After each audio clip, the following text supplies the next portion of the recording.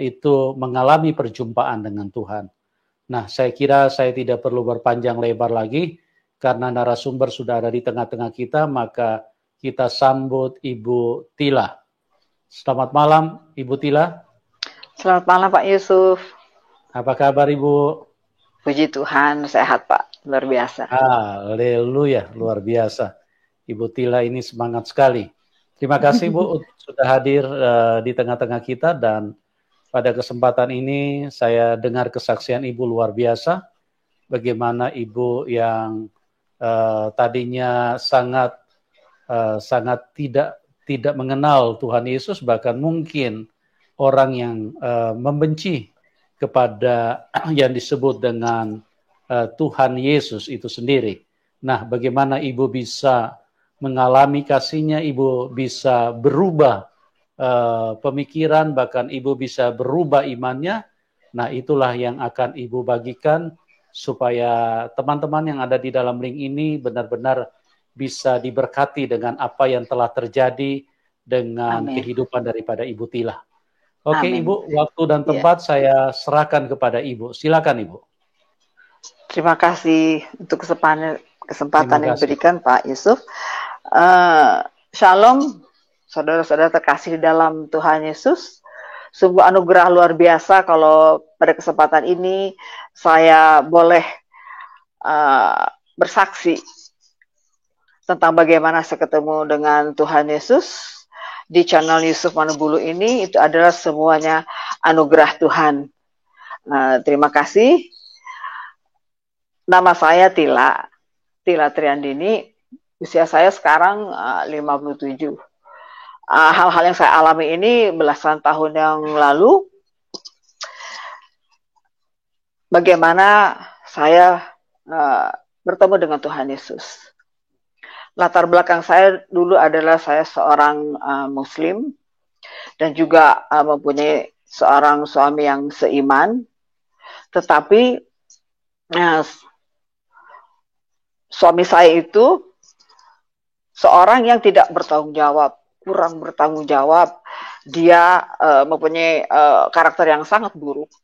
Dia senang berjudi, dia senang juga dengan obat-obatan yang saat itu disebut dengan tripping ya. Dia juga berselingkuh, dia juga korupsi. Sehingga saya tidak tahan dengan perilakunya, sehingga saya memutuskan untuk bercerai. Saya mempunyai seorang putri, dan dengan latar belakang seperti itu membuat hidup saya kepahitan. Saya hidup dalam kepahitan, hidup di dalam kepedihan, sehingga kata-kata saya pun juga pahit. Kata-kata saya pun juga sering ketus, mungkin jutek ya. Dan anak saya juga tumbuh tanpa figur seorang ayah, dan dia juga cenderung keras juga, mungkin karena kekecewaan dia juga terhadap ayahnya. Nah, kurang lebih sekitar 6 tahun saya hidup sendiri, saya menghidupi anak saya sendiri, sampai akhirnya saya dipertemukan ya, tepatnya saya dicoblangi dengan seorang pria. Dia itu seorang duda dengan 2 anak. Tapi ternyata pria itu seorang Kristen. Pada awalnya saya memang tidak begitu menghiraukan, karena memang kami berbeda keyakinan. Orang tua saya dua-duanya haji, sedangkan dia Kristen. Itu di luar pemikiran saya, suatu hal yang tidak mungkin dapat terjadi. Sudah hidup saya juga berat, hidup saya pahit, pasti di depan nanti akan juga ada masalah lain yang akan saya hadapi. Tetapi karena si pria ini yang sekarang sudah menjadi suami saya, dia ingin menjalin hubungan yang serius dengan saya. Dan beberapa kali saya pulang kantor, karena kebetulan kami satu gedung kantornya, beberapa kali dia mengantar saya pulang kantor, tapi hanya di drop di depan rumah, dan dia pulang. Sampai suatu hari ibu saya melihat saya diantar oleh seorang pria, ibu saya bertanya, "Adek," katanya. Nah, panggilan saya di rumah itu adek. "Adek itu siapa?" "Itu teman saya, Bu," saya bilang itu kan. "Oh iya," katanya. Terus suatu saat si pria ini bilang sama saya, aku dong jangan cuma nganter aja, aku juga pengen turun dikenakan dengan orang tua kamu. Akhirnya saya minta izin kepada ibu saya, Bu, teman saya ini pengen turun, pengen kenalan, pengen ngobrol dengan ibu, dengan papa, boleh nggak? Oh boleh deh, suruh turun aja ngobrol.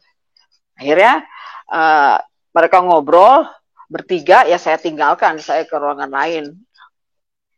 Beberapa kali dia datang mengantar dan turun ngobrol dengan orang tua saya, dan memang dia orangnya supel, orangnya itu dengan punya rasa humor yang tinggi, terus penuh perhatian, sehingga dengan cepat dia bisa memenangkan hati kedua orang tua saya.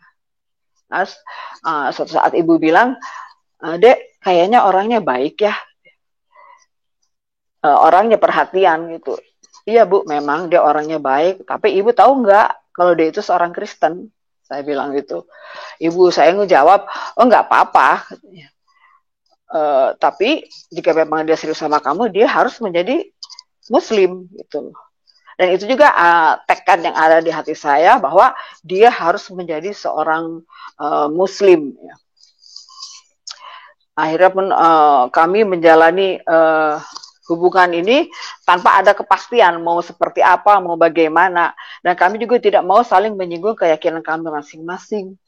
Nah, saya juga bingung harus mulai dari mana gitu kan. Nah, tapi dalam saat itu saya diberi mimpi, saya bermimpi. Saya mau pergi dengan dia menjemput saya bilang saya tunggu, saya mau dandan dulu. Saya ambil pensil alis, tapi si tangan saya tuh menggambar sendiri di pelipis saya, menggambar di pelipis kanan, di pelipis kiri. Pas ketika saya ngaca, saya lihat, loh kenapa itu gambar Nabi Isa? Saya bilang di pelipis kanan kiri saya. Saya suka lihat gambar ini di rumah-rumah orang Kristen yang tangannya sedang begini, sedang memberkati.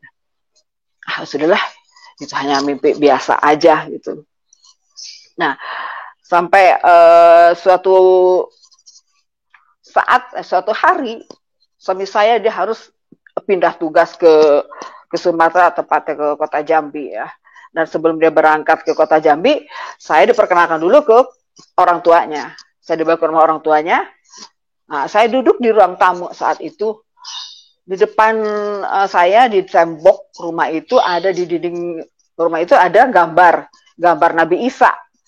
Saya perhatikan gambar itu. Oh, tiba-tiba tangannya bergerak. Tangannya tuh begini dia bergerak-gerak. Saya hanya tundukkan kepala, saya lihat lagi, apa saya salah lihat ya, gambar itu bergerak. Saya lihat lagi, malah kepalanya ngangguk ini, kayak manggil gitu kan, sini gitu. Kok kenapa sih gambar ini bergerak? Akhirnya dengan rasa penasaran, saya semperin gambar itu, saya pegang. Nah, suami saya kan melihat, dia ada di depan gambar itu sedang menelpon. Ada apa? Dia bilang, ini gambar bergerak, saya bilang gitu kan. Enggak kok, saya tadi di depannya, enggak bergerak, saya bilang. Tangannya dulu bergerak, terus kepalanya ngangguk-ngangguk kayak manggil saya. Terus di situ ada tulisan, Tuhan Yesus ketika terangkat ke surga di depan para muridnya. Oh, ini gambar Tuhan Yesus terangkat ke surga, saya bilang gitu. Cuman saya juga tidak ambil pusing, tidak ambil peduli, itu hanya penglihatan saya aja mungkin. Nah. Sampai akhirnya tiba suami saya mau pindah ke Jambi, dia ingin menanyakan kepastian kepada saya. Dia bertanya, kenapa sih kamu tidak mau ikut saya jadi Kristen? Ya saya bertanya, kenapa kamu tidak mau ikut saya menjadi Muslim? Saya bilang gitu. Lalu dia bertanya lagi, apakah di Muslim ada jaminan surga? Saya bilang, itu tergantung amal ibadah kita, tergantung amal perbuatan kita. Lalu dia jawab lagi, kalau kami orang Kristen itu sudah ditebus Tuhan Yesus dan jaminannya surga.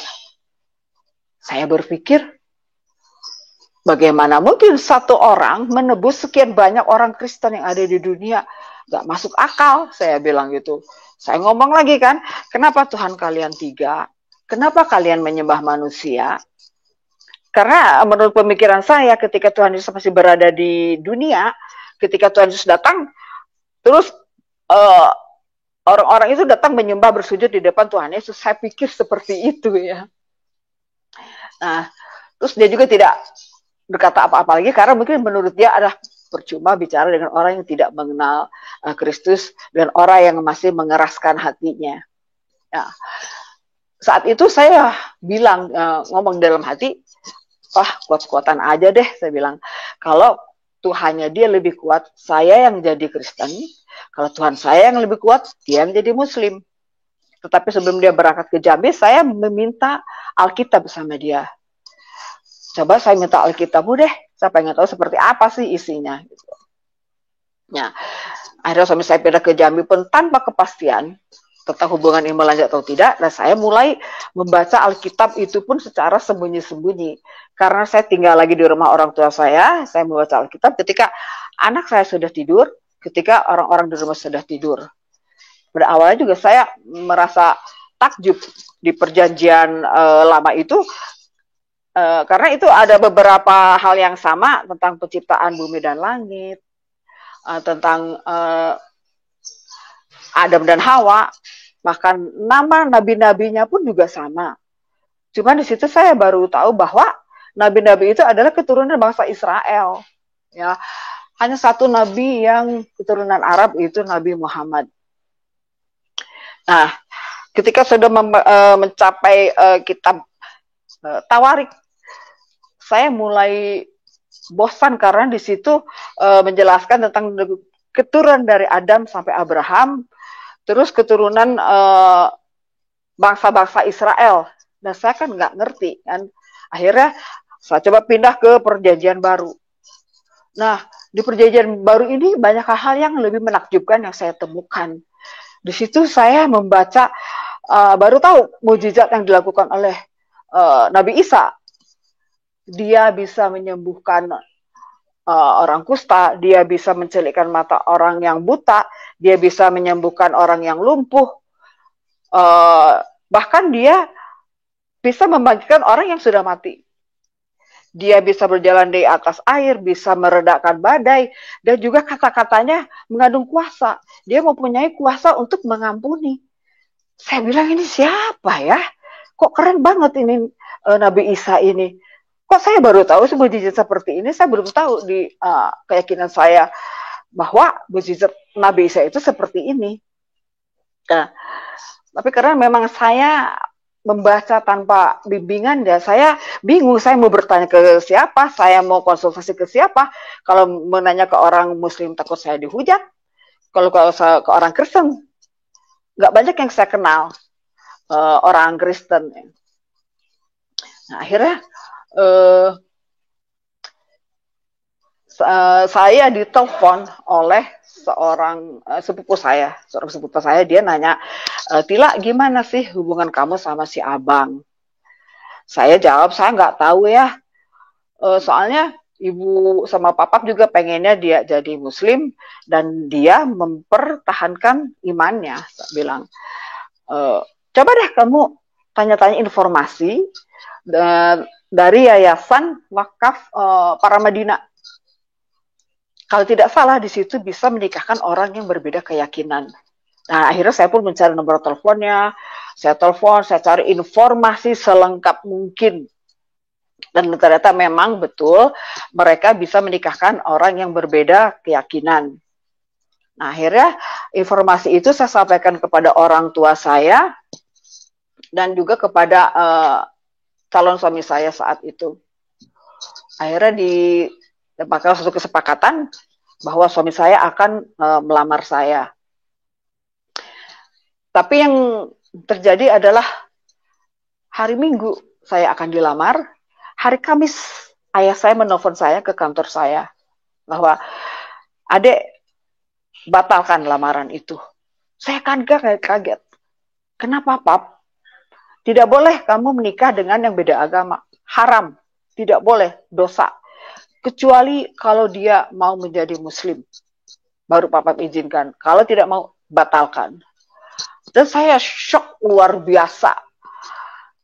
Akhirnya saya pulang dari tempat pekerjaan saya, walaupun belum waktunya pulang, tapi saya nggak pulang ke rumah orang tua saya pulang ke rumah adik saya. Saya menangis, itu saya merasa sedih sekali kan. Dan saya merasa kecewa dengan Tuhan saya. Saya saat itu marah, saya nunjuk ke langit. Saya bilang, Tuhan, katanya kamu ada. Katanya kamu sayang saya. Bohong, saya bilang. Kamu nggak ada.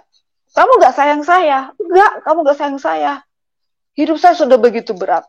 Saya dulu punya suami yang seiman, tapi karakternya seperti itu.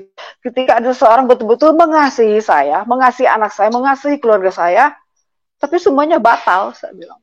Enggak, kamu nggak ada. Terus saya melamun sendiri di ruang tamu, saya sambil melihat TV saat itu. Tiba-tiba saya melihat ada salib berkelebat lewat di depan TV. TV, salib itu lewat. Saya masih ingat dari kanan ke kiri, lewat melayang gitu di depan TV itu. Dia berkilau-kilauan, seperti permata, seperti berlian, berkilauan. Saya kaget, ini apa yang saya lihat? Kok saya lihat salib lewat ya gitu. Terus saya lihat ke TV, acara di TV waktu itu ada penyanyi dengan beberapa penari latar. Tetapi si penari latar itu memakai sabuk dari rantai, ujungnya salib besar-besar. Saya heran, kok sekarang boleh ya di TV ada pakai lambang salib, padahal itu bukan acara Natal itu. Nah, akhirnya saya bertanya kepada teman saya, dia adalah seorang Katolik. Saya bertanya, saya menceritakan semua apa yang saya alami. Dia bicara sama saya, Mbak Tila tahu nggak itu? Itu adalah panggilan buat Mbak Tila. Saya langsung membantah, bagaimana mungkin saya seorang Muslim mendapat panggilan di luar agama saya, di luar keyakinan saya? Nggak mungkin, saya bilang. Nah, dia terus menceritakan tentang seorang Saulus yang menjadi Paulus. Dan saya kan nggak ngerti, saya nggak kenal siapa Saulus, saya tidak tahu siapa Paulus. Saya bertambah bingung. Dan akhirnya saya pun menjalani hari-hari dengan perasaan kosong, dengan hati yang kosong. Dan saya berpikir bahwa saya nggak akan menikah lagi, saya nggak akan punya suami lagi. Sudahlah, saya bilang, mau sendiri aja.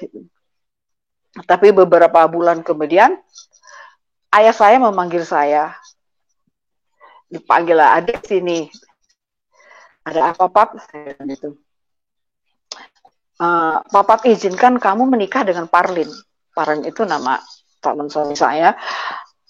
Papa izinkan kamu menikah dengan Parlin, tapi dengan satu syarat, kalian tetap dengan keimanan kalian masing-masing. Oke, Papa izinkan kamu menikah.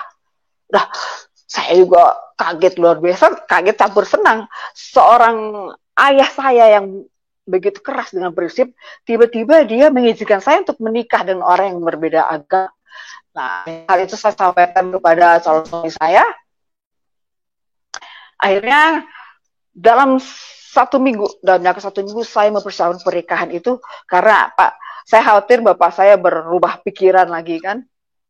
Akhirnya bulan September tahun 2003 saya menikah di Yayasan Paramadina secara Islam dan secara Kristen. Dari pihak saya, karena ayah saya sedang stroke, jadi tidak bisa hadir, jadi walinya adik saya yang laki-laki 2 orang. Dan dari pihak keluarga dia juga, orang tua tidak bisa datang, dihadiri oleh keluarganya yang berada di Jakarta. Nah, setelah menikah, saya diboyong ke Jambi. Nah, di Jambi ini saya mulai mengalami kegoncangan iman. Saya sering melihat acara solusi waktu itu ya, acara kerohanian Kristen, solusi. Saya melihat kesaksian-kesaksian mereka itu, saya lihat bahwa Tuhan orang Kristen itu ada ya. Tuhan Yesus itu ada ya. Ketika seseorang membutuhkan pertolongan, dia menolong. Ketika seseorang memerlukan kesembuhan, dia disembuhkan. Ketika seseorang sedang terhimpit, dia bertindak. Ada ya. Nggak cuma cerita aja. Siapa sih Yesus itu sebenarnya? Dan ketika hari Minggu tiba, suami saya mau ke gereja, saya bilang kalau kamu mau ke gereja, saya ikut dong. Gitu. Suami saya kaget, serius kamu mau ikut ke gereja? Iya, saya pengen tahu ibadahnya orang Kristen itu seperti apa.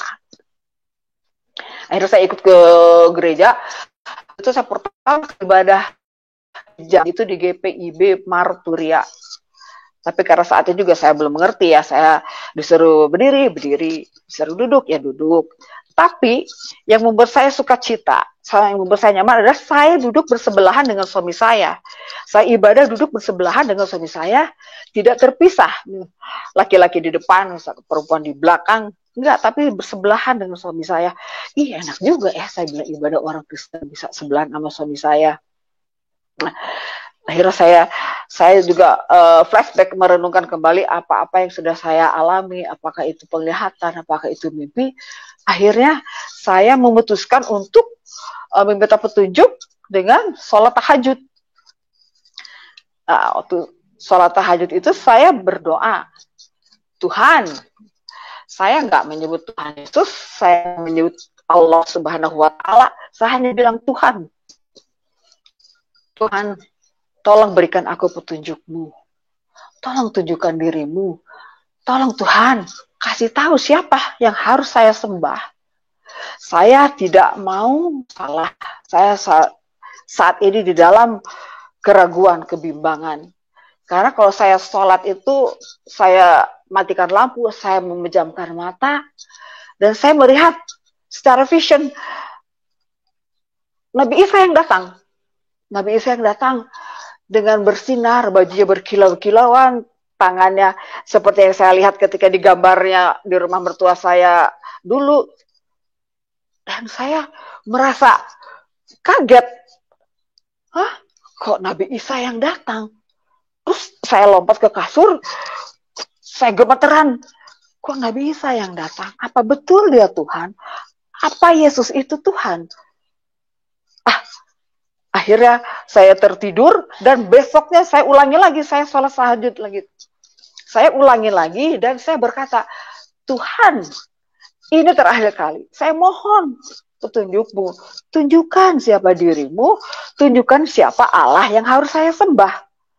Nah, karena memang saya pun ketika melakukan sholat sebelumnya, kalau saya khusus, saya suka dikasih penglihatan. Saya bisa melihat teman saya di satu rumah yang semuanya warna hijau, ternyata memang rumah teman saya itu warnanya hijau semua. Saya juga pernah diperlihatkan, saya melihat gedung sate. Saya bisa melihat gedung sate dari depan, terus tiba-tiba dari atas, dan di dalam gedung sate itu ada taman, ada pohon-pohon. Dan ketika suatu saat saya berkesempatan masuk ke gedung sate, itu yang saya lihat, persis. Nah, ketika saya berdoa yang kedua kali, tahajud yang kedua kali, saya juga minta petunjuk, Tuhan Yesus lagi yang datang. Tuhan Yesus datang. Dia dengan bajunya berkilau-kilauan. Dia tersenyum. Akhirnya saya tersungkur. Saya bersujud. Tuhan Yesus, aku serahkan hidupku. Aku serahkan hatiku kepadamu. Aku menerima Engkau sebagai Allahku. Engkau ada Allah yang harus saya sembah. Engkau Allahku. Dan saya menangis saat itu. Dan besok pagi saya terbangun dalam keadaan yang sukacita yang luar biasa. Karena saya mendapatkan jawaban yang pasti. Dan itu Tuhan Yesus sendiri yang menjawab. Akhirnya saya bicara sama suami saya bertanya, bagaimana caranya untuk menjadi orang Kristen? Suami saya kaget. Ya harus dibaptis. Emang kenapa? Ada apa? Saya ceritakan semua hal yang saya alami. Nah, akhirnya saya dibawa konseling dulu. Saya dibawa dulu ke Jakarta, dari Jambi konseling ke seorang hamba Tuhan. Seorang gembala di GPDI Cipayung saat itu. Beliau adalah pendeta Yohanes Ephraim, itu adalah nama baptisnya. Nama aslinya saya lupa, sudah tidak ingat lagi. Ternyata beliau itu adalah mantan laskar jihad yang ikut membakar STT Dulos di Cipayung. Beliau ditangkap secara luar biasa oleh Tuhan, sehingga dia menjadi percaya kepada Tuhan Yesus dan menjadi hamba Tuhan. Dari kesaksian beliaulah saya semakin dikuatkan bahwa Yesus adalah Allah yang penuh kuasa. Tidak cukup dari situ saja, saya juga pas saya berkunjung ke Bandung, saya ketemu Bapak Pendeta Andris. Beliau tinggal di Bojongkoneng. Dan ternyata beliau itu adalah lulusan pesantren. Beliau menemukan ketuhanan Yesus dari Al-Quran saat beliau ada di pesantren. Nah, saya harap Bapak Pendeta Yohanes Efraim atau Pak Andri saat ini bisa menyaksikan kesaksian saya. Saya rindu untuk bisa berkomunikasi karena saya memang lost kontak sudah lama. Nomor teleponnya sudah tidak aktif, mungkin sudah ganti. Nah, dari kesaksian Pak Andri saya juga semakin dikuatkan. Nah, Pak Andri yang bicara sama saya bahwa bukan ibu yang memilih Kristus, tetapi Kristuslah yang memilih ibu. Dan saya merasa bersuka cita, wah ternyata saya dipilih Tuhan Yesus dari sekian banyak orang, dari sekian miliar orang. Akhirnya saya kembali ke Jakarta, saya menyerahkan diri untuk dibaptis pada 14 Oktober 2003 oleh Bapak Pendeta Yohanes Efraim. Esok harinya kami juga melakukan peneguhan pernikahan di gereja yang sama, GPDI Cipayung. Dan puji Tuhan juga saya mendapat kesempatan 2 kali juga melakukan peneguhan pernikahan di gereja Kana di Israel, di mana Tuhan Yesus pertama kali mengadakan mukjizat air menjadi anggur. Karena saya 2 kali Tuhan berkati boleh berkesempatan ziarah ke Israel tahun 2011 dan 2017. Nah, setelah saya dibaptis, saya pun mulai lagi bertekun membaca firman. Membaca firman Tuhan.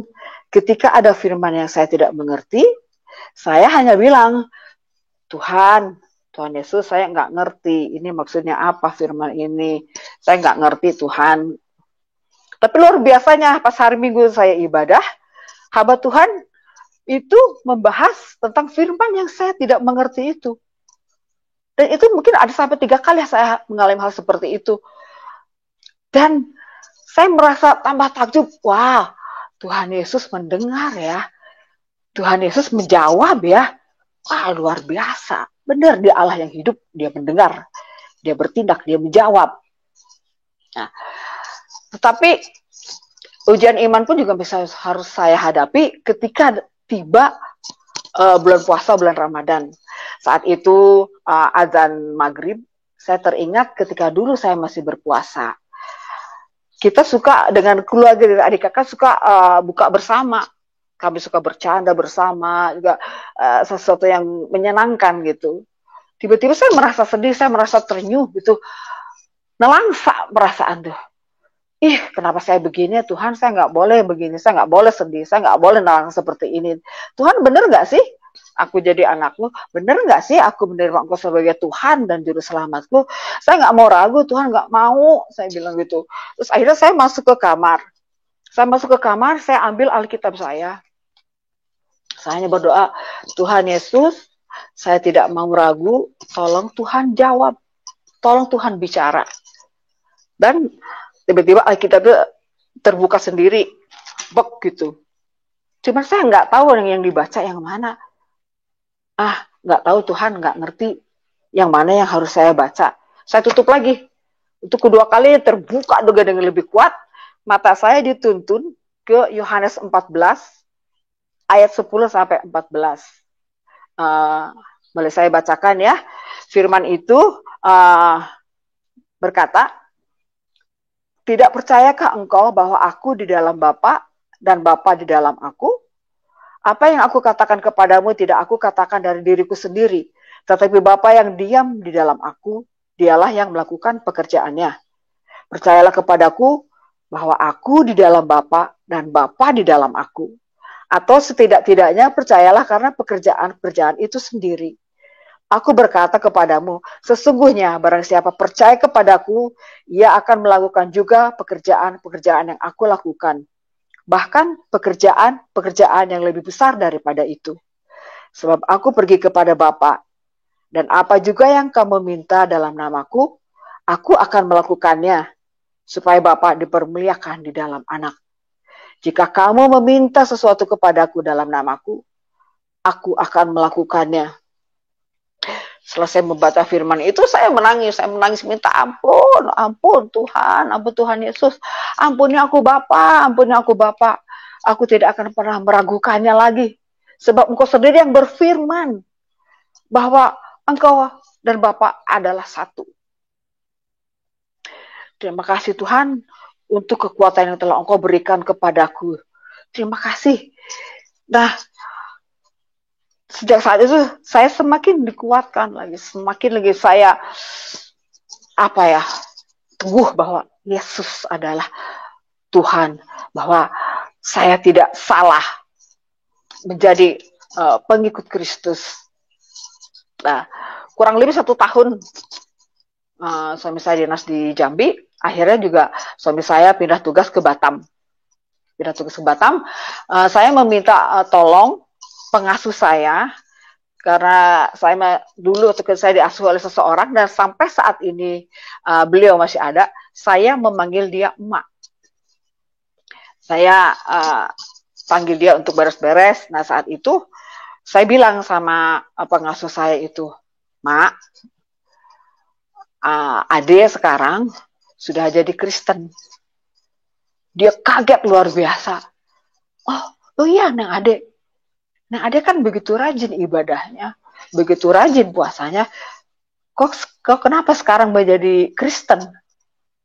Saya sampaikan, saya ceritakan kesaksian semua hal yang saya alami. Itu Mak, kenapa saya menjadi Kristen, saya berbalik menjadi Kristen. Nanti kalau Mak pulang ke Bandung, tolong Mak sampaikan sama Ibu bahwa saya sudah menjadi seorang Kristen. Ya Neng. Nah, saat si emak ini pulang ke Bandung, dia menyampaikan hal itu kepada ibu saya. Sesudah itu si emak telepon saya, Neng Ade, emak sudah sampaikan sama ibu pesannya Neng Ade, dan ibu hampir pingsan. Ibu menangis, ibu marah luar biasa. Oh, gitu ya Mak ya? Iya Neng Ade. Oh ya udah, terima kasih ya Mak. Nah, esok harinya saya menelpon ibu saya. Baru juga saya berkata, Ibu, apa kabar Ibu? Sekarang Ade sudah menjadi Kristen. Baru bicara begitu, saya sudah dicaci maki sama ibu saya. Ibu saya marah luar biasa. Kamu sesat, kamu terperosok, kamu murtad. Kamu menikah saja dengan orang Kristen, kamu sudah salah, kamu sudah berdosa. Sekarang kamu murtad, kamu tambah terperosok. Saya nggak nyangka kamu bisa seperti itu. Nah, terus dia bilang, Ibu tidak sudi cucu Ibu, karena anak saya kuliah di Bandung, jadi anak saya tinggal bersama ibu saya.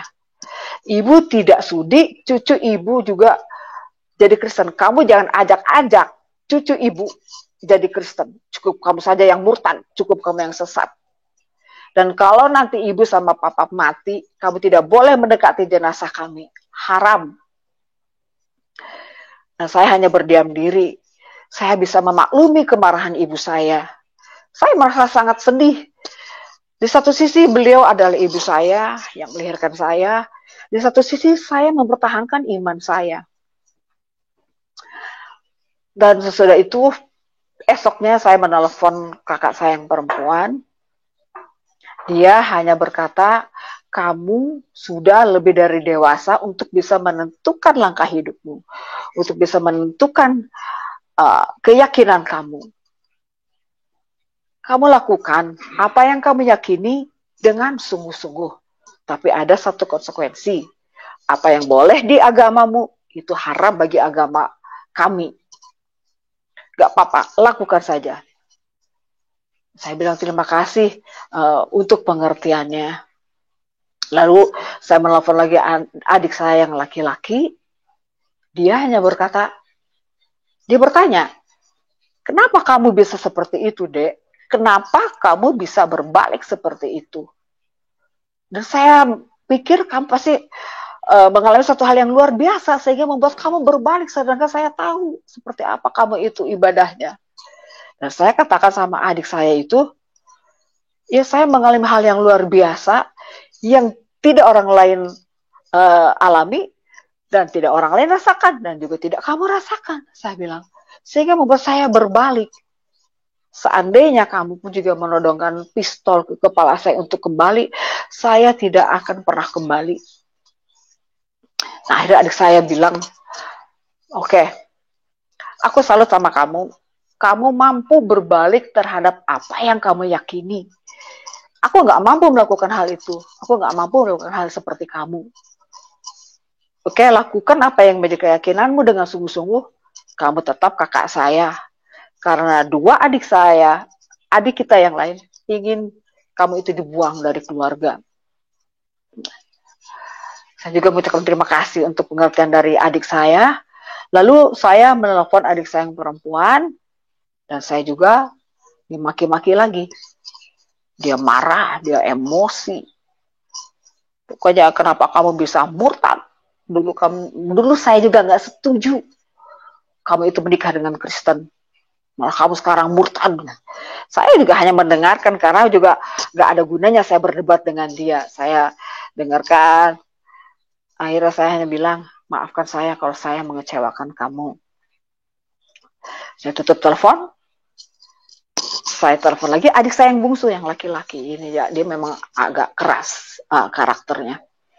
Tapi dia tidak mau menerima telepon saya sama sekali.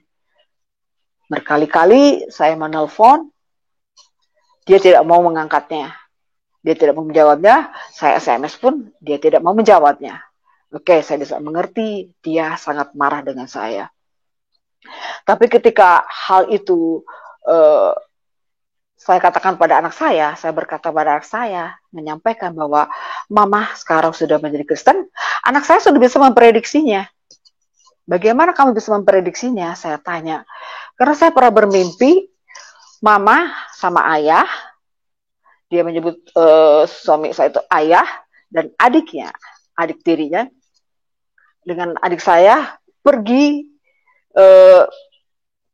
menggunakan suatu perahu, naik perahu yang besar, yang sangat bagus, perahunya bagus, dan di danau yang sangat bening.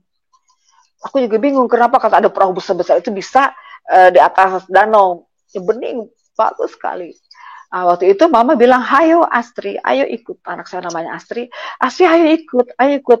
Dia hanya bilang, enggak mama, mama hati-hati ya, ayah hati-hati, adek hati-hati. Dia hanya dadah-dadah. Dan saat itu aku sudah bisa menyimpulkan bahwa suatu saat mama akan menyeberang. Dan itu memang benar terjadi, tapi saya juga bisa merasakan betapa dia juga ada perasaan sedih, mungkin juga ada perasaan ditinggalkan oleh saya, karena saya berbalik. Dan juga saya baru tahu bahwa ketika ibu saya tahu saya menjadi Kristen, anak saya tidak boleh komunikasi sama sekali dengan saya. Untuk beberapa bulan terjadi kebekuan komunikasi antara saya dengan keluarga saya, dengan ibu saya. Dan anak saya secara sembunyi dia menelpon saya, mama, Abu, tanya. Dia memanggil neneknya itu dengan sebutan Abu. Abu bilang sama saya bahwa tadi malam saya mimpi mama datang, mama cantik sekali, mama sehat, mama tersenyum, mama cantik gitu. Mah, mungkin Abu kangen sama mama. Akhirnya saya memutuskan untuk datang ke Bandung, berlibur ke Bandung, dan ibu saya menyambut saya dengan agak-agak canggung dan agak kagok gitu. Itu juga bisa saya pahami, tapi saya tetap berusaha untuk membangun komunikasi yang baik dengan ibu saya. Lalu saya pun juga berkunjung ke rumah adik saya yang laki-laki yang tidak mau menjawab telepon saya. Ketika saya datang ke rumahnya, dia memeluk saya dengan erat. Dia hanya bilang, saya khawatir jika kamu jadi Kristen, suatu saat kamu akan jatuh bangkrut. Karena mungkin menurut pemikiran dia, seorang yang murtad tidak akan diberkati Tuhan. Saat itu saya berkata dalam hati, Tuhan Yesus, aku anakmu. Berkati aku, agar aku bisa memberkati keluargaku. Saya tolak perkataan adik saya dalam nama Yesus. Berkati aku Tuhan. Dan memang itu Tuhan lakukan. Tuhan memberkati karir suami saya sehingga dia mempunyai kedudukan yang cukup lumayan. Pas satu saat lagi kami liburan ke Bandung, ayah saya yang sedang stroke, dia tiba-tiba mengalami koma. Ibu saya menyalahkan saya untuk hal ini. Dia marah sama saya, lihat gara-gara kamu, ayah kamu koma. Gara-gara kamu murtad, ayah kamu jadi begini. Kamu sudah berdosa sama papa. Saya hanya diam, saya tidak membalas apapun. Saya bisa memaklumi, mungkin ibu saya masih sangat marah sama saya. Beberapa hari kemudian, ayah saya meninggal, dan memang itu yang terjadi. Saya tidak boleh mendekati jenazah ayah saya. Ketika saat terakhir diberikan kesempatan untuk mencium jenazah bagi seluruh keluarga, kakak dan adik-adik saya, dia memandangi saya seolah memberi peringatan, kamu jangan mencium jenazah papa. Gitu. Saya hanya melihat dan saya lari ke belakang. Saya nangis di belakang. Pengasuh saya, si Emang, ngejar saya, dia peluk saya, Neng, yang sabar ya Neng, gitu. Saya bilang nggak apa-apa, Mak, nggak apa-apa. Saya bilang itu memang konsekuensi saya bilang itu. Dan saya bilang sama Tuhan, nggak apa-apa Tuhan, nggak apa-apa. Aku pikul salibmu. Ini salib yang harus saya pikul. Waktu hiduplah saya masih bisa memeluk ayah saya, bisa mencium ayah saya. Kalau dia sudah meninggal, dia tidak bisa merasakan apapun. Nggak apa-apa, saya bilang gitu. Ketika prosesi penguburan pun juga saya berada jauh. Ketika selesai prosesi penguburan, baru saya mendekat ke makam ayah saya.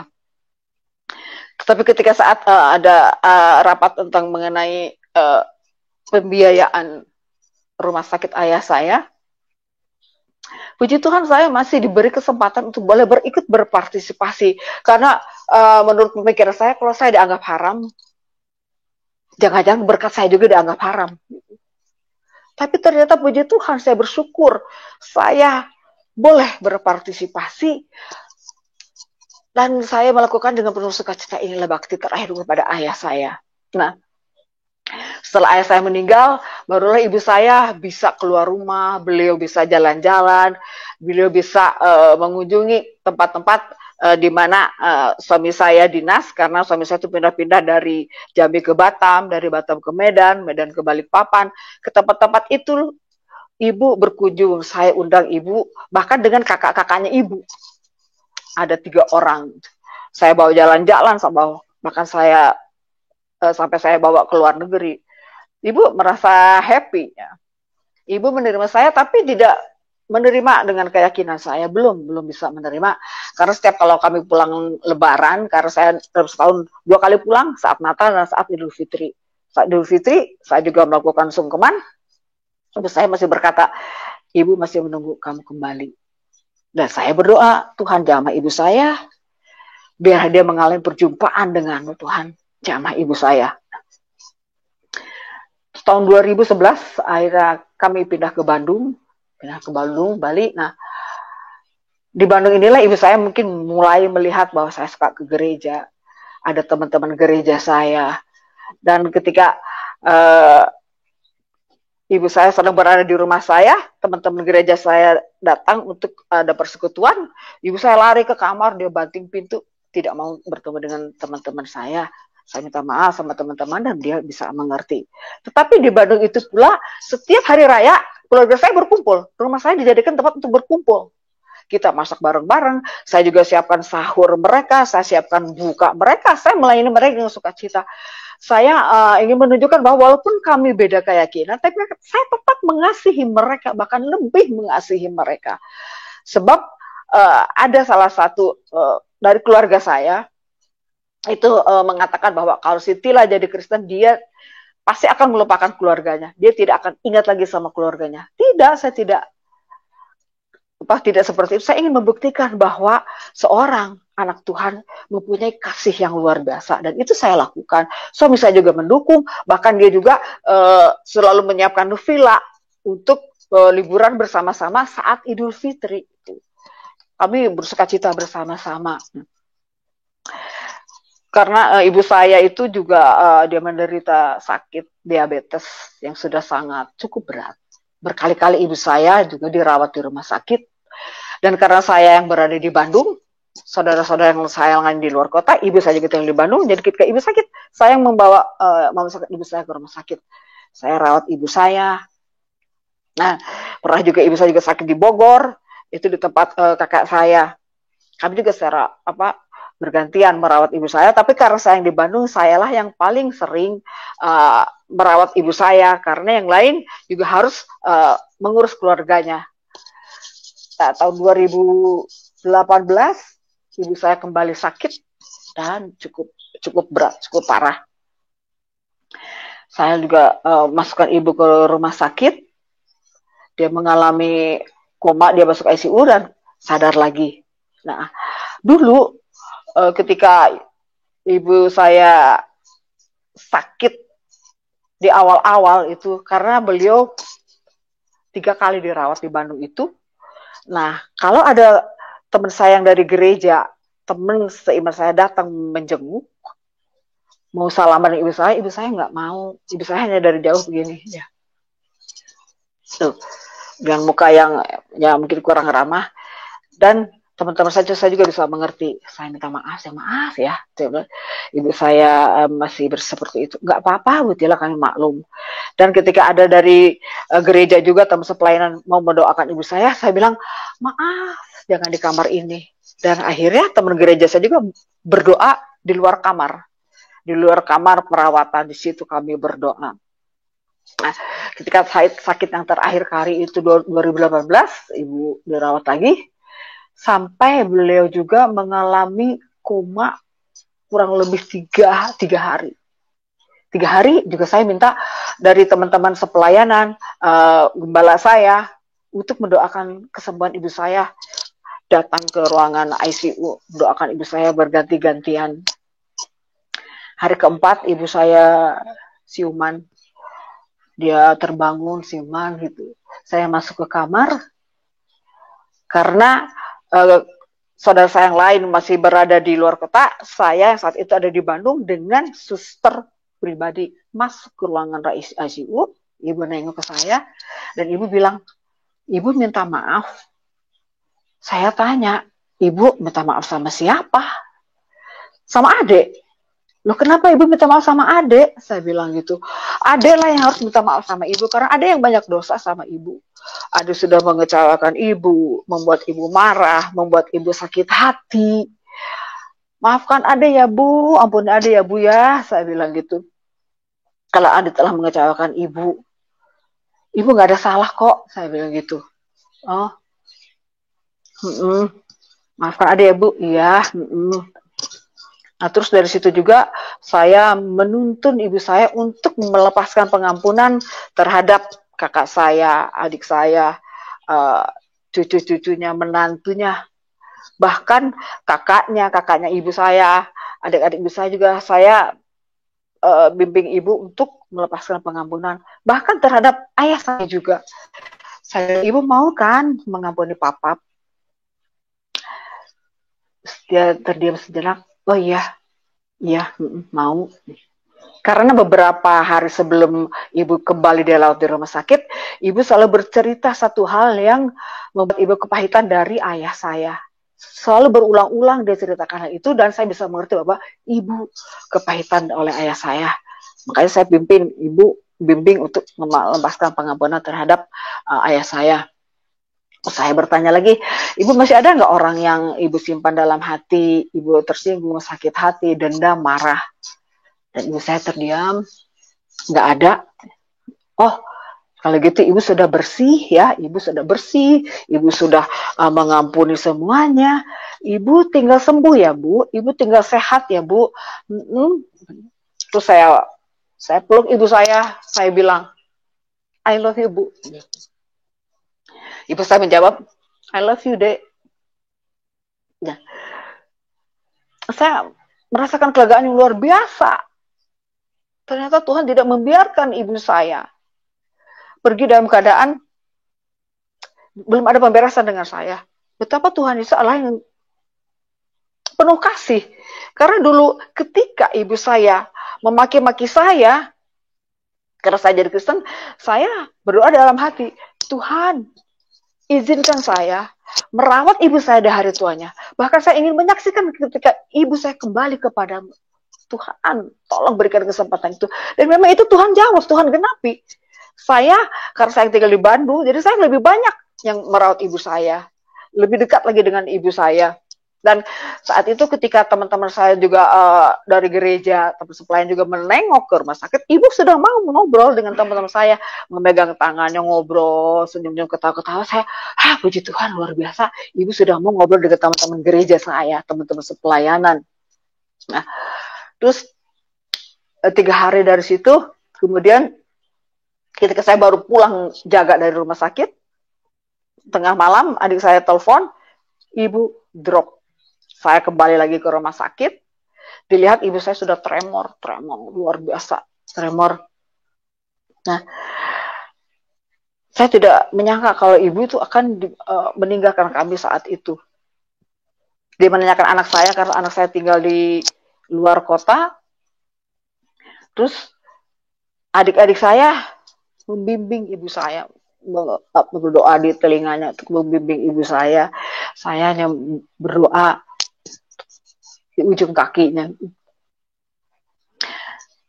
Nah, saat itu ibu tiba-tiba bergetar hebat, berkeringat, dan tiba-tiba dia menghembuskan nafasnya. Saya cepat-cepat peluk ibu saya.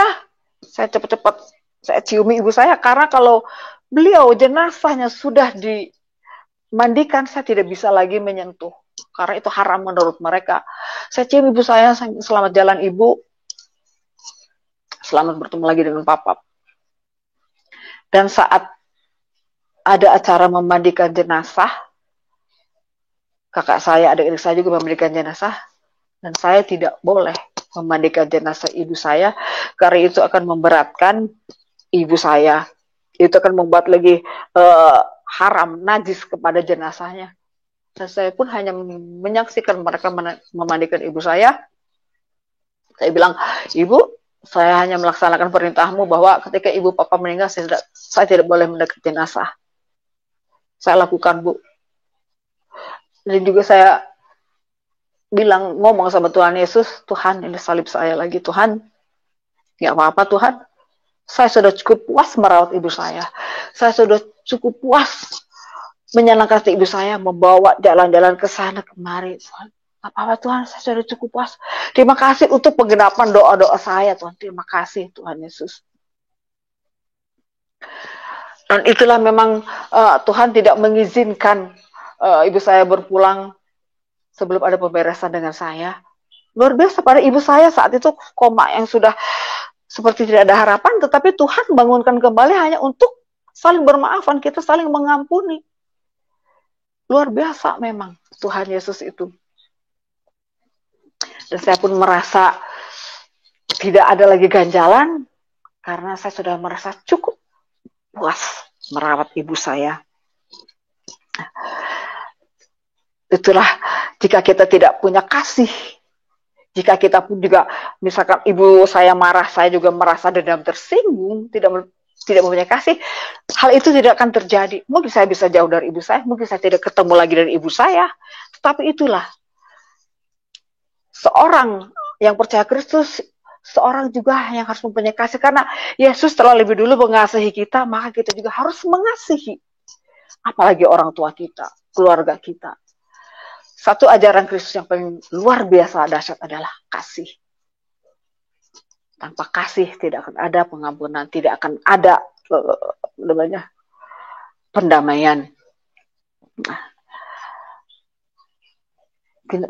Saya sekarang mau cerita tentang pelayanan saya. Saya sekarang tertanam di gereja GBI PPL di Jalan Rio, Bandung, di bawah penggembalaan Bapak Budiman Setiono. Saat ini saya melayani sebagai pengurus wanita Betel Indonesia, sebagai koordinator Departemen Misi, dan juga sebagai ketua dari PK. PK itu seperti Komsel. Nah, saya juga pernah melayani di kelas MK, yaitu kelas mengenal Kristus. Di situ saya menjadi seorang fasilitator, seorang konselor. Tapi saat itu ada seorang peserta yang bertanya kepada pengajar. Dia bertanya, itu adalah satu hal yang ingin saya tanyakan yang ada di dalam hati saya, bahwa ketika ada seorang pria Kristen bercerai, seorang perempuan Kristen bercerai, terus menikah, dan mereka melayani bersama-sama, apakah mereka layak masuk surga? Si pengajar itu menjawab, tidak layak, tidak bisa. Mereka hanya bisa di halamannya saja, tetapi tidak masuk ke dalam surga. Tidak bisa. Saya kaget. Wah, Tuhan, saya bilang, benar? Apakah saya tidak bisa masuk ke dalam surga? Karena saya ada di dalam situasi itu, saya pernah bercerai, dan saya sekarang melayani Tuhan. Begitu juga dengan suami saya. Pulang dari gereja, saya sambil nyetir mobil saya nangis, Tuhan, saya bilang, percuma saja dong aku jadi anakmu, percuma saja Tuhan, aku percaya kepadamu, percuma saja aku jadi pengikutmu Tuhan, kalau akhirnya saya tidak bisa masuk ke dalam surga. Tolong Tuhan, jawab, apa betul saya tidak layak masuk ke dalam surga? Tolong Tuhan, saya bilang gitu. Itu hari Kamis, setiap hari saya berdoa, Tuhan belum menjawab. Hari Jumat belum jawab, hari Sabtu belum menjawab, sampai akhirnya hari Minggu. Hari Minggu itu ada, dulu ada mimbar agama Kristen ya. Saat itu ada Bapak Pendeta Insinyur Niko Nyotorharjo yang memimpin ibadah. Di akhir ibadah, Pak Niko berkata, siapa yang sedang berbeban berat, siapa yang sedang sakit, siapa yang ingin didoakan, taruh tangan di atas dada dan angkat tangan.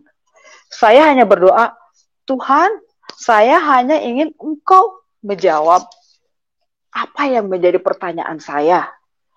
Apakah betul saya tidak layak masuk surga? Tuhan, tolong jawab. Dan saat itu saya sampai berbahasa roh, dan saya bisa melihat dengan jelas tulisan Efesus 2:4-6.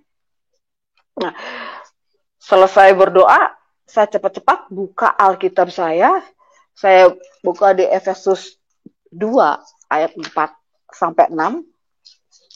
Demikian firman Tuhan. Tetapi Allah yang kaya dengan rahmat, oleh karena kasih-Nya yang besar yang dilimpahkannya kepada kita, telah menghidupkan kita bersama-sama dengan Kristus, sekalipun kita telah mati oleh kesalahan-kesalahan kita. Oleh kasih karunia, kamu diselamatkan. Dan di dalam Kristus Yesus, Ia telah membangkitkan kita juga dan memberikan tempat bersama-sama dengan Dia di sorga. Wah, saya bersorak-sorai, saya bersuka cita, saya menangis. Terima kasih Tuhan, terima kasih. Engkau yang menjawab doa saya. Engkau sendiri Tuhan yang menjawab doa saya. Saya tidak usah saya bertanya kepada orang lain. Saya hanya bertanya kepada Tuhan Yesus. Dan Engkau sendiri yang menjawab. Luar biasa. Luar biasa. Di sini bahwa di ayat 5 telah menghidupkan kita bersama-sama dengan Kristus, sekalipun kita telah mati oleh kesalahan-kesalahan kita, oleh kasih karunia kamu diselamatkan. Jadi Tuhan Yesus tidak pernah melihat latar belakang kita, tidak pernah melihat masa lalu kita. Kita punya masa lalu dan kita juga mempunyai masa depan. Yang Tuhan Yesus lihat adalah hati yang mau bertobat, yang hidup di dalam pertobatan, hati yang mau diubahkan, hati yang mau taat dan tunduk kepada firman-Nya. Dan kita di sini melihat bahwa betapa luar biasanya Tuhan Yesus. Dia adalah Allah yang benar, Dia Allah yang mendengar, Dia Allah yang menjawab, Dia Allah yang bertindak. Saya sudah mengalami semua hal itu. Dan membuat saya semakin lagi kuat, semakin cinta Tuhan Yesus. Dan saya juga selalu berdoa bahwa hal ini juga, Tuhan kiranya keselamatan itu juga Tuhan, bukan hanya untuk saya saja Tuhan, tetapi juga untuk anak saya, tetapi untuk seluruh keluarga saya, dan seluruh mereka yang belum mengenal Engkau Tuhan. Berikanlah keselamatan itu juga kepada mereka. Biar mereka juga boleh mengalami perjumpaan secara pribadi dengan Engkau. Jadi, bagi saudara-saudaraku yang ingin lagi mengenal Kristus lebih lagi, bagi para murtadin yang baru mengenal Kristus, jangan pernah meragukan Tuhan Yesus. Ketika kita sedang berada di dalam keraguan, ketika kita di dalam kegalauan, panggil nama Yesus, berseru pada Yesus, maka Dia akan menyatakan dirinya. Dengan caranya yang ajaib, Tuhan Yesus akan menyatakan dirinya. Karena setiap orang yang mengalami perjumpaan dengan Tuhan Yesus itu mengalami kesaksian yang berbeda-beda. Dan ini kesaksian yang saya alami. Kuasa Tuhan mampu mengubahkan saya dari seorang yang keras hati, dari seorang yang tidak percaya Kristus, menjadi seorang yang cinta Kristus. Jadi, panggil Yesus, berseru kepada Yesus ketika kita berada di dalam keraguan. Pasti Tuhan menjawab, pasti Tuhan menyatakan dirinya. Tuhan tidak akan membiarkan kita meragukan Dia sedikit pun. Demikian kesaksian yang boleh saya sampaikan, kiranya boleh memberkati setiap yang menyaksikannya. Tuhan Yesus memberkati.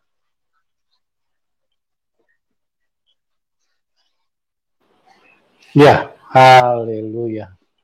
Luar biasa sekali bagaimana seorang Ibu Tila mengalami kuasa Tuhan yang hebat.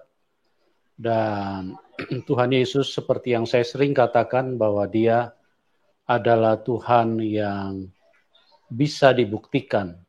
Ya, betul. Dia bukan hanya Tuhan yang ditulis di dalam buku, tetapi Dia adalah Tuhan yang benar.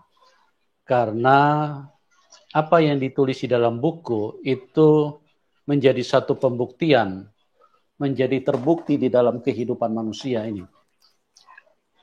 Betul. Jadi kalau hanya tertulis di dalam buku dan tidak bisa dibuktikan dari kehidupan manusia, maka sulit untuk kita bisa yakin bahwa Dia adalah Tuhan yang benar, Tuhan yang berkuasa. Tapi Ibu Tila benar-benar membuktikannya secara nyata, secara jelas, secara langsung bahwa Dia adalah memang Tuhan yang membuktikan dirinya. Sehingga orang yang percaya kepada Tuhan Yesus itu tidak perlu ragu-ragu, tidak perlu bimbang, karena Tuhan Yesus itu memang Tuhan yang dibuktikan dari apa yang dibutuhkan oleh manusia. Puji Tuhan, luar biasa sekali ya. Jadi pada saat Ibu Tila sholat juga, Ibu Tila mengalami kuasa Tuhan, dan yang datang itu adalah Tuhan Yesus, ya. Karena Tuhan Yesus itu tidak membuat kita menjadi bingung. Tuhan Yesus itu tidak membuat kita menjadi bertanya-tanya siapa sebetulnya Tuhan yang sebenarnya, tetapi Dia membuktikan. Nah, Bu Tila, pada kesempatan ini singkat saja, kira-kira pesan apa yang Ibu mau berikan kepada teman-teman yang belum mengenal Tuhan, supaya mereka juga bisa mengalami hal yang sama seperti yang Ibu alami. Kira-kira pesan apa yang Ibu mau berikan kepada teman-teman yang ada di dalam link ini? Singkat saja, karena memang banyak manusia yang belum mengenal Tuhan Yesus. Banyak manusia yang tidak mengerti siapa Tuhan Yesus yang sesungguhnya. Ya, lewat sharing yang Ibu bisa berikan itu kiranya bisa menolong bagi banyak orang yang menyaksikan acara ini. Silakan, Bu. Ya, saya hanya menyampaikan bahwa kalau kita ingin tahu siapa Allah yang sebenarnya, kita berdoa, panggil. Boleh panggil Nabi Isa, atau boleh panggil Yesus, dan kita katakan bahwa apakah betul Engkau Tuhan? Apakah Nabi Isa itu adalah Tuhan? Kita berdoa, kalau memang Engkau Tuhan, nyatakan dirimu. Yakin, pasti Tuhan Yesus datang. Dan jangan pernah meragukan bahwa Yesus adalah Tuhan. Yesus adalah Allah yang penuh kuasa. Itu seperti yang sudah saya alami, kiranya itu juga boleh dialami oleh saat ini bagi saudara-saudara yang masih mencari kebenaran, mencari Allah yang benar. Dialah Allah yang benar. Panggil saja namanya, panggil Yesus. Pasti dia akan datang dengan caranya yang ajaib. Dan juga sesuai dengan talenta kita masing-masing. Karena saya suka diberi penglihatan, maka Tuhan Yesus pun memakai media itu untuk boleh menjamah saya. Ya, jadi jangan pernah ragu, panggil Yesus. Karena ketika kita mencari Tuhan, Tuhan akan menampakkan dirinya. Karena saya bisa tahu siapa kalau itu Yesus yang datang, karena kita bisa melihat rupa Allah. Karena Tuhan Yesus ada di dalam lukisan, kita bisa melihat rupa Allah. Kita boleh mengenal rupa Allah. Oh, inilah Tuhan Yesus yang datang. Bukan yang lain-lain. Terima kasih. Tuhan Yesus memberkati. Ya, luar biasa. Jadi teman-teman, seperti kita tahu bersama, untuk memahami Tuhan sebetulnya sangat mudah. Ya, karena kita bisa pahami dari hakikat. Kalau Tuhan itu ada beberapa hakikat yang tidak bisa dimiliki oleh pribadi yang lain. Itu hanya mutlak dimiliki oleh Tuhan. Yang pertama, dia Tuhan yang maha baik. Dia pengasih dan penyayang. Nah, dari situ kita bisa buktikan. Dari pengajaran yang ditulis di dalam Alkitab itu sangat simpel. Kasihilah musuhmu, berdoalah buat mereka. Karena tidak ada manusia yang mampu mengajarin seperti itu. Firman-Nya juga berkata, jikalau kamu ditampar pipi kanan, berikan juga pipi kirimu. Mana ada manusia yang bisa mengajar seperti itu? Iya, betul, selain Pak. Daripada diri. Ya, karena Tuhan itu tidak bisa hakikatnya tidak bisa dimiliki oleh orang lain, yaitu dia pengasih, dia adalah lautan kasih. Jadi dia menyayangi semua manusia. Ya, dia juga berkata, berdoalah, mintalah berkat bagi orang-orang yang menganiaya kamu. Dari sini tidak bisa dibantah bahwa dia adalah Tuhan. Dia adalah lautan kasih. Jadi Ibu Tila sudah membuktikan.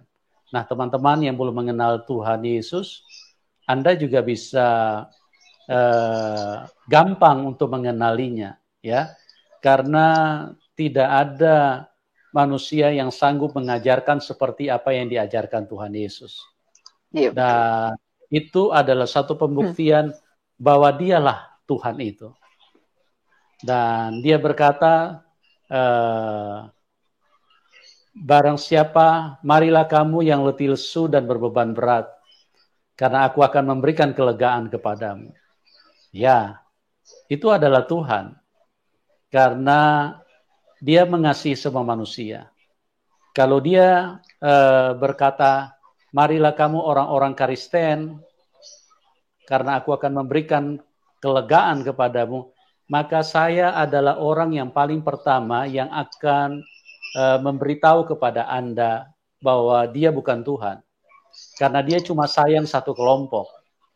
Tapi perhatikan baik-baik firman-Nya. Marilah kamu yang letih lesu dan berbeban berat. Artinya siapa saja yang letih lesu berbeban berat, apapun latar belakangmu, apapun imanmu, apapun kepercayaanmu, maka dia sayang semua sama manusia. Itulah Tuhan. Dia pengasih dan penyayang. Dia cinta. Maka dia selalu berkata, mintalah berkat buat musuh-musuhmu. Kasihilah sama manusia. Ampunilah mereka. Karena tidak ada manusia yang bisa mengajarkan seperti itu. Seperti itu. Jikalau kamu ditampar pipi kanan, berikan juga pipi kirimu. Kalau manusia hanya sekelas nabi, kalau kamu ditampar pipi kanan, kalau perlu pukul kepalanya, kalau perlu potong lehernya. Karena apa? Karena manusia tidak mampu untuk memberikan kasih yang sempurna. Kasih yang sempurna itu mengalahkan semua kejahatan. Dan buktinya bahwa Ibu Tila tadinya adalah seorang antikris, seorang yang tidak mengasihi Tuhan, bahkan dia tidak percaya kepada Tuhan Yesus. Bahkan pada waktu dia menikah pun mereka masih masing-masing agama, masing-masing kepercayaan. Tapi Tuhan Yesus tidak melihat latar belakang apapun. Tuhan Yesus tidak berkata, kau kan tidak percaya kepada saya ya, saya tidak perlu tolong kamu. Tuhan Yesus itu tidak seperti itu. Dia sayang semua sama manusia. Nah, yang berikutnya hakikat Tuhan itu adalah dia maha kuasa. Jadi apa yang dinyatakan kepada Ibu Tila, memang dia Tuhan yang maha kuasa. Jadi berbagai mujizat ditunjukkan kepada Ibu Tila. Dari situ Ibu Tila tidak bisa membantah kalau Tuhan Yesus ini adalah Tuhan. Ya, karena memang dia membuktikan dirinya. Dan teman-teman, saya mau beritahu kepada kita bahwa kita di dalam hidup ini, apalagi tentang iman, tentang Tuhan, itu perlu dibuktikan, teman. Perlu dibuktikan. Karena kalau cuma kata orang, kata buku, waduh, itu bisa berbahaya sekali buat imanmu. Tetapi kalau Anda bisa Anda membuktikannya sendiri di dalam hidupmu, maka itu adalah keuntungan buat hidupmu. Karena apa yang Anda yakini tidak sia-sia. Sama Ibu Tila. Dia membuktikan sendiri bahwa apakah dia bisa masuk surga? Dan Tuhan Yesus menjawabnya bahwa dia adalah Tuhan yang bisa dipercaya siapapun. Ya, karena dia bisa membuktikannya di dalam hidup ini. Oke, Bu Tila, terima kasih. Luar biasa sekali kesaksian Anda. Sama-sama Pak Yusuf. Saya sangat diberkati dan teman-teman juga yang menyaksikan acara ini sangat diberkati. Saya berdoa Ibu semakin dahsyat dipakai Tuhan. Amin. Semakin setia karena hidup ini sangat singkat dan kita perlu melakukan dan membuat Tuhan bersuka cita dengan apa yang kita lakukan. Karena di dalam hidup ini kapan lagi kita menyenangkan hati Tuhan? Ya, apa yang kita lakukan biarlah selalu memuliakan dan menyenangkan hati Tuhan Yesus. Amin. Terima kasih Ibu, salam buat suami, salam buat keluarga, dan sama-sama Pak Yusuf. Terima kasih juga buat teman-teman yang sudah menyaksikan acara ini. Doa kami buat Anda semua, Tuhan Yesus mengasihi kita semua dan Tuhan Yesus memberkati kita semua. Kita berjumpa di program selanjutnya dan salam kemenangan. Amin.